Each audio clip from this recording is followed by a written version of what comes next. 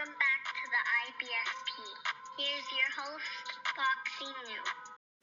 Can David Benavidez knock out Anthony Yarde? Look, let's break it down honestly and objectively as possible. And for a long time, David Benavidez has been known as the Mexican Monster because he's supposed to be destructive, because he's supposed to be the guy knocking out other fighters. That's who David Benavidez is supposed to be. So the question has to be, can he knock out Anthony Yarde? Now, if you don't know, Anthony Yarde has already been stopped twice in his career. That's right, he's been stopped twice in his career. The first time Anthony Yarde has been stopped is against Sergey Kovalev in 2019, and the second time he's been stopped is against Artur Beterbiev in 2023. So we've seen Anthony Yarde stopped on two different occasions by two different fighters who are both known as big punchers. Now, the interesting thing about that is he's now facing the Mexican Monster in David Benavidez, who's undefeated, no losses, no draws.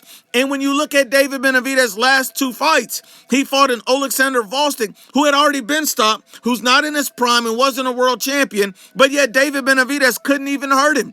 And then he also fought David Morrell, who also went to a decision with David Benavidez, who was never a world champion and who we just seen get hurt in his most recent fight. So at the end of the day, can David Benavidez knock out Anthony Yarde? I have to answer the question. I'm going to have faith and say David can stop Anthony Yarde. But if David Benavidez does not stop Anthony Yarde, we got to stop calling him the Mexican Monster. He simply is no longer a monster at 175 pounds if his power does not carry up and he's unable to hurt a fly.